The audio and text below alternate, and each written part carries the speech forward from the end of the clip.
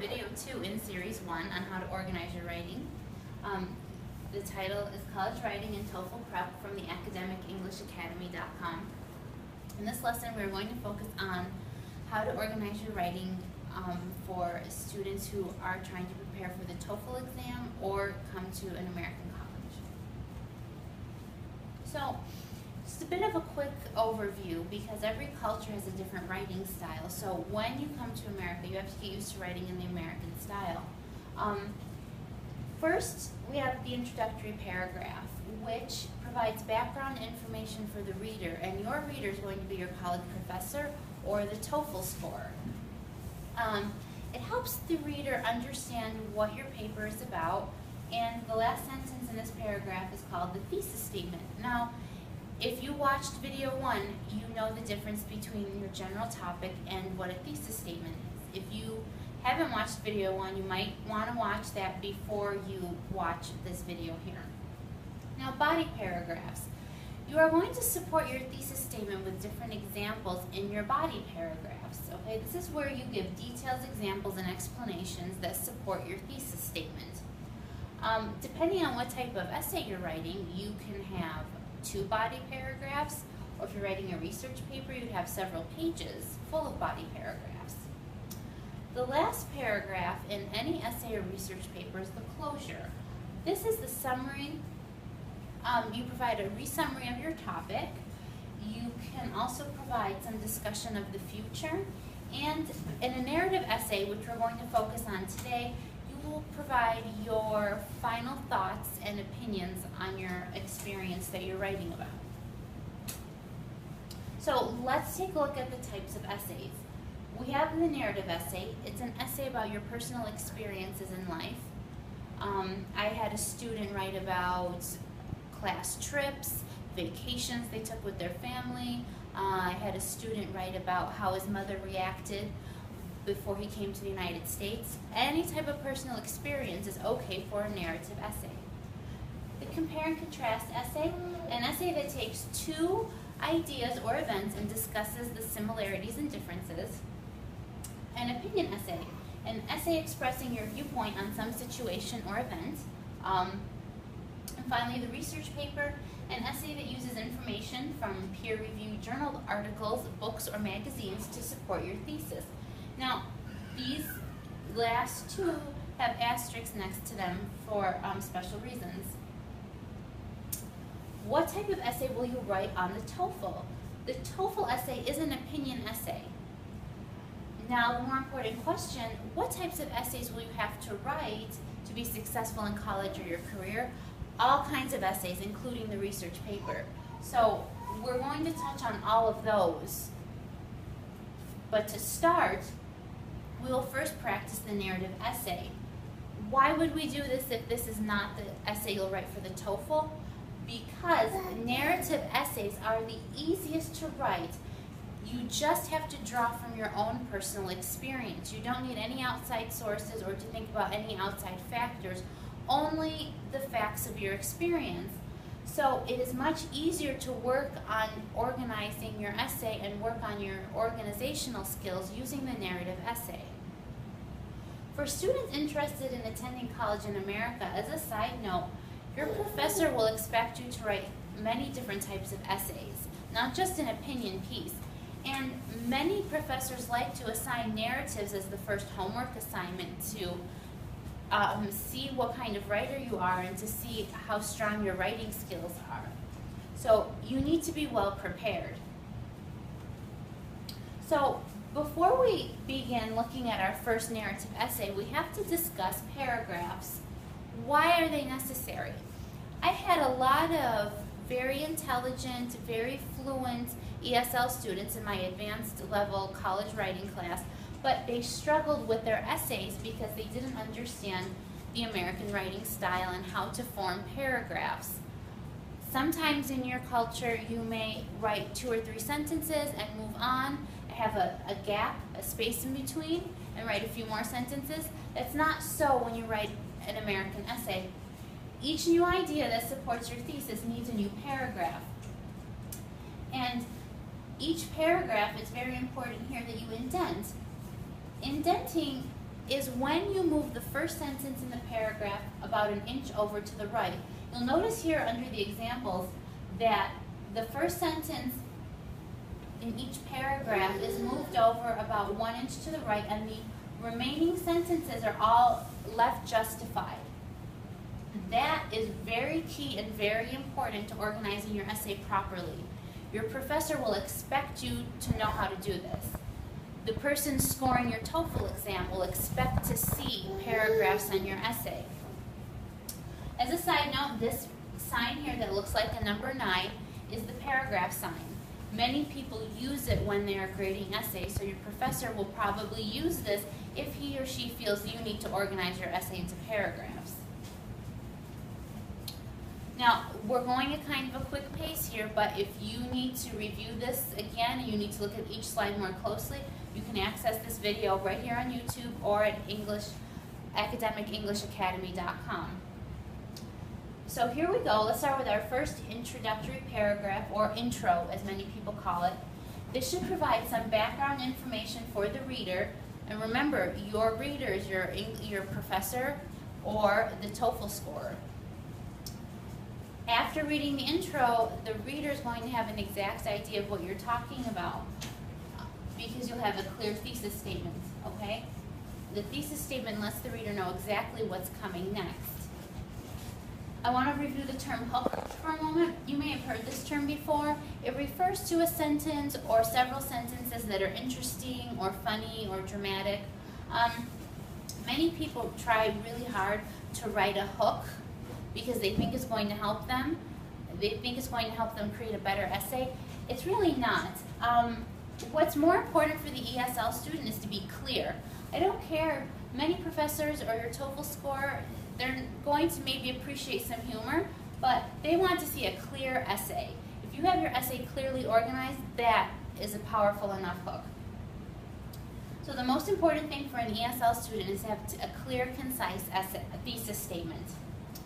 Do not start any essay with, in this essay I will discuss, or I am going to talk about, or this essay is about. Those statements are not necessary and not appropriate at the college level. It makes you sound like you're not as fluent as you really are. If you have a clear thesis statement, the professor or the TOEFL scorer will know exactly what you're talking about. So let's take a look at our first narrative essay. This is a very clearly written narrative essay by an ESL student I had in my advanced level writing course. So if any of my former students are watching, you should remember seeing this essay. This entire thing is the first introductory paragraph. It's broken up into different colors for 2 reasons. The orange writing is the background information, and the black sentence here is the thesis statement. So let's take a look at this here. There are many different kinds of bias in the world. I thought that there was no discrimination before I experienced discrimination many times in my life. So already, just by reading the first sentence, I know the student's going to talk about bias, and I know from the second sentence he's going to talk about bias that he experienced in his own life. Most of my experiences happened when I came to the USA. Before my experiences, I thought that there was no bias in the USA. However, this is not true. I have faced experiences with racial and language discrimination. So this thesis statement lets me know the entire essay will focus on racial and language discrimination, and that's it. This is a 2-part thesis. The first part is racial discrimination. The second part is language discrimination. And that is the entire focus of the paper, nothing else. And I expect these ideas to be explained fully in the next 2 paragraphs, which are body paragraphs. So in your body paragraph, you're going to have supporting details.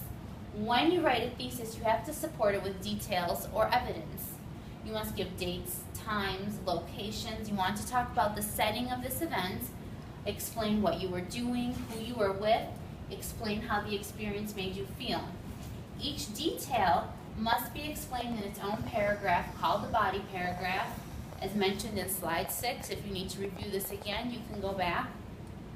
And remember, the thesis is I have faced experiences with racial and language discrimination.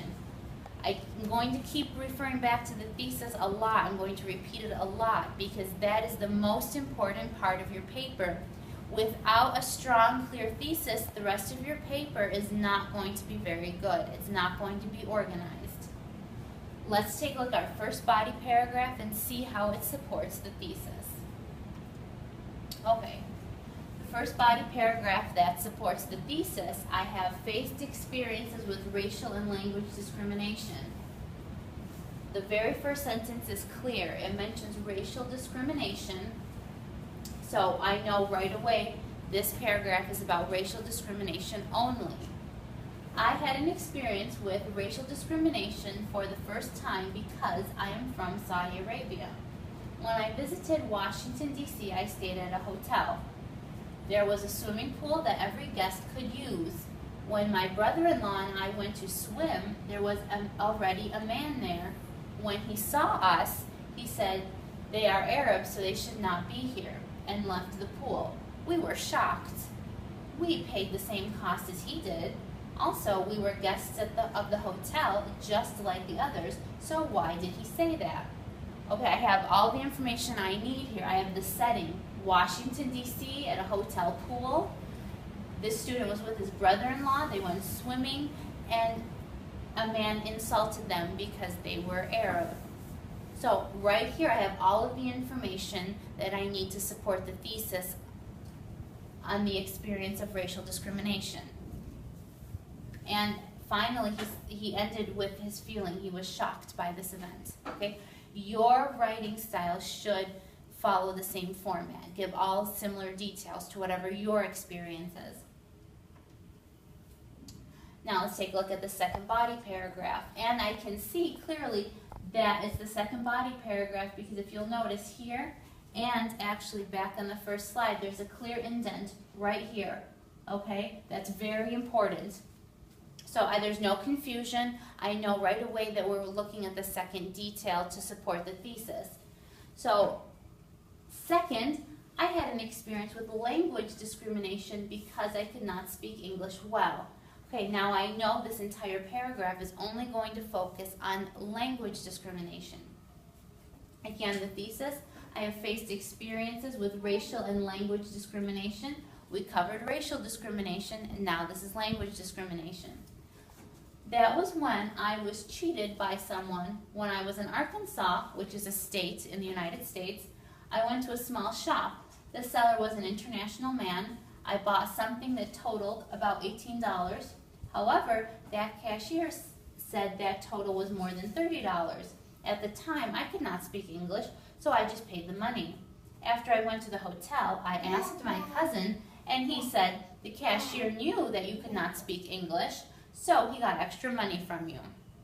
I was angry because I was cheated by him. People should not cheat others. I think it is difficult to eliminate language discrimination. So same thing, I have the setting, Arkansas, in a small shop. The student was paying for something.